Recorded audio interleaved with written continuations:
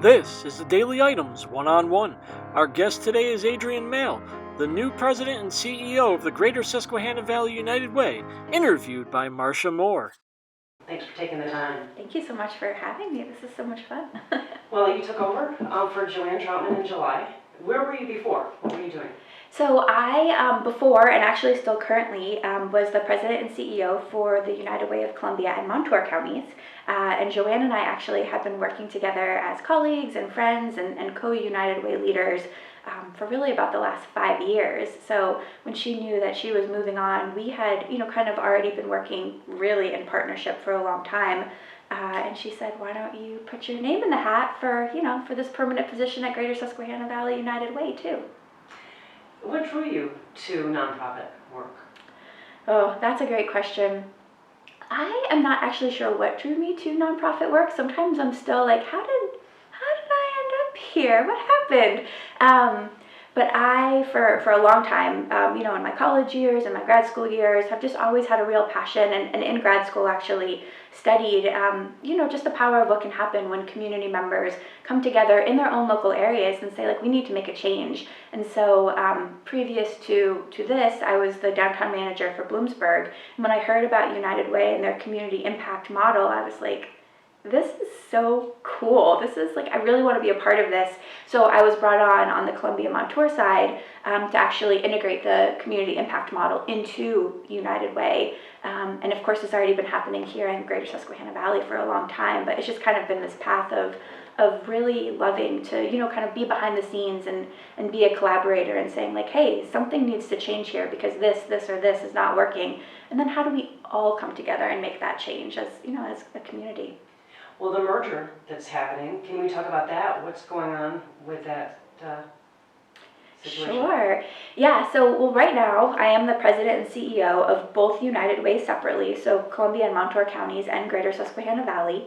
The boards of both of the United Ways are working towards a potential merger. Right now we've just really had our first merger meeting, and we're just trying to, kind of look at the pros and the cons, and really we're committed on both sides to saying that, unless this works for every single community, we're not going to move forward. However, really when you think about it, coming together as one United Way means that a lot of the back office expenses, we don't have anymore. A lot of the stuff that we do that just kind of keeps us tied to our desk and not out in the community can be done one time instead of two. So although I want to let the process play out and be really natural and make sure that it is the right thing for the community, because we don't do anything unless it's the right thing, I'm pretty hopeful actually that we can actually do a lot more in the community as a combined group, not separate. So still in the beginning phases, you'll hear a lot more about that over time.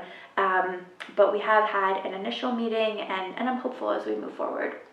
Any different challenges for, Columbia, Montour and versus what's going on here?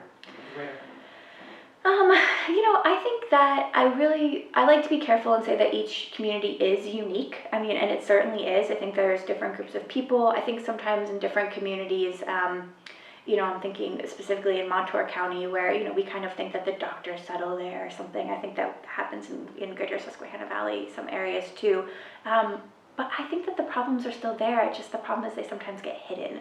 So, when I think about issues, certainly youth mental health and trauma and substance use disorder and homelessness, they're in all of our communities. It's just what rises to the top and maybe, what each community has a readiness for, and how we can kind of all support all of the different communities. Because that's kind of my whole thing is one program in Greater Susquehanna Valley might be going really well. So if it's the right fit, let's move it to Columbia Montour and vice versa. Because between the two organizations, there are just some really powerful things that are happening that I'm excited to share jointly. Well, do you want to talk about some of those? Sure do. I always do. So one thing that I'm thinking of specifically is our revolving car loan program, which is happening a little bit on the Greater Susquehanna Valley side, but is happening, a little bit more in the Columbia Montour side. And it's really because we've gotten a little bit more money to make the program happen. But we know that transportation is a huge issue in our community. We're really spread out, and people live and work in different communities. And so if you don't have that car, because we don't have public transportation to get you, from where you're living to where you're working, you can't get to work. And sometimes what's walkable is not even a sustaining wage, or there might not be anything at all for rural community members. So what we were able to do on the Columbia Montour side is work out a really nice relationship with a local bank and then a number of the individuals who run different human services in our area. So those individuals are our revolving car loan committee, and then we have a bank that is able to offer low interest loans to community members. So when someone comes to us and says, two things generally happen. I have a job offer, I don't have a car, or I have a job and it's a good job, but my car is about to break down and I'm going to lose the job, which is terrible. We're able to say, all right, let's get you into there's an application process, there's a committee process. What we're really looking for is, of course, to make sure the person's a good fit, and then to make sure that their budget can sustain, of course, the car loan. But if we're able to approve them, and at this point we've been able to approve 25 people, so it's not a pilot anymore, which is so exciting. We're able to get them on the road with their own car loan, they're building their own credit, and this often happens because people don't have good credit and they get stuck at these buy here, pay here places with interest rates that are they're crippling. It honestly, if I'm gonna get on a soapbox, it should be illegal. It shouldn't even be allowed what they do to people. And those cars often break down, and then the person is left with a car loan they can't pay and a repair bill and a car they can't drive. It drives me nuts. But it is a revolving car loan. So as the person is paying their monthly payments, that money goes back into the bank account. So at 25 cars, you can see how quickly the money can just continue to replenish itself, so we can get more and more people on the road.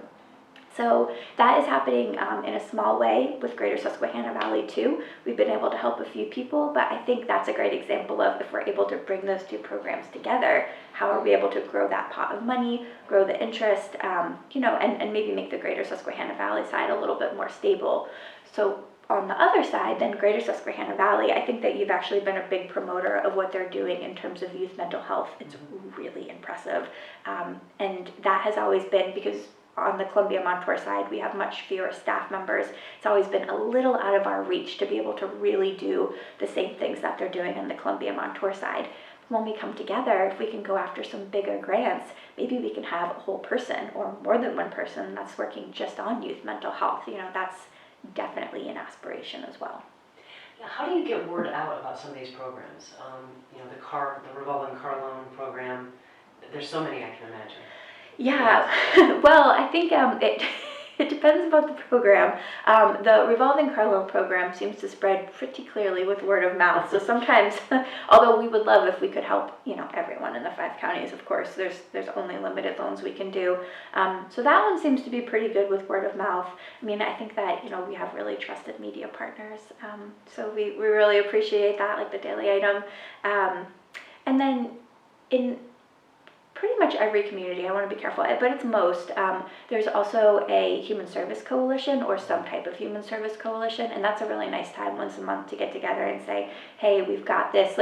For example, we just got through Wyoming Valley's United Way, actually in the Berwick area, United Way are jointly working on a volunteer tax program grant where we have always for years done free tax service for people. Well, that program, we just got a lot more money in the grant, just totally their United Way, not ours, but we're going to benefit from it. So for example, nobody should be getting their taxes, done and paying for it this year, because we're going to have a grant that just covers people to do them. So that one will make sure the human service coalitions know, we'll make sure the local papers know. Social media has been a growing friend of ours, I'll say. I think we're just learning how to use it properly maybe, but it's really about word of mouth and connecting all of the nonprofits, because that's really what I want to make sure to say is that I think that United Way's role in all of this is always to, be the one to say, hey, we've heard this is an issue, could you tell us more about it? Other nonprofits, other community organizations, and then, once we've identified an issue, bring people around the table who we can all be working on it together. This is in no way ever a United Way, hopefully stepping out in front, unless with our United in Recovery work, we're just kind of seeing a gap where we can help to fill, but the idea is that we're all working together to work on community needs. We'll take a break. We'll be back after a short break with more from Adrienne Mael.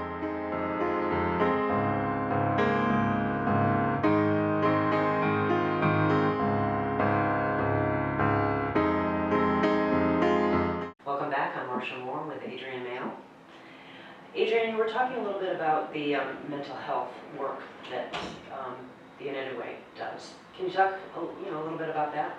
Yeah, absolutely. So mostly on the greater Susquehanna Valley side, I think, we've been involved with youth mental health for a number of years now, and we're really, especially unfortunately with COVID-19, the pandemic, we're just not seeing that improving. So we know that, students and schools are, they're having a hard time, and adults too.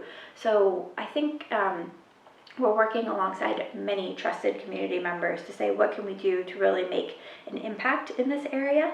It also really dips into the United in Recovery work that we've been doing for a number of years. People with substance use disorder too, this pandemic and the isolation has just, really hit people hard. And we know often that, the behavioral mental health and the substance use disorder are often co-occurring for individuals. So, it's something of particular concern, I think, for us right now. It's something that we spend a lot of time talking about with community members and just among our own staff. We're going after a number of grants. We would really love to see within the next year at least one individual for the 5 counties who can be our youth mental health coordinator and can be kind of that person that's collecting information, sharing resources, someone, when there's a particular need that arises, they're the person that we go to and say, what do we do? What's the next step here? So it's work that's growing. I think we're collecting information on it. We're continuing to collect information on it. We have a great resource in the Youth Mental Health Guide that the Greater Susquehanna Valley put out pre-COVID, which seems like yesterday. So more work to be done there, but we've identified it as one of the main needs that's affecting our area that we really want to pay special attention to. It's been a pretty interesting year for you and your family, your husband, Max Engel. Can you talk a little bit about your family? Sure, I would love to. So I think, like with many people, it's been quite an interesting 18 months. We welcomed a baby in 2021, this year, in January. So Teddy is just 9 months old. He is amazing, of course. And my husband is hopefully about to compete in his first pro bodybuilding show, which is really proud of him. It's really exciting. So that'll be in November.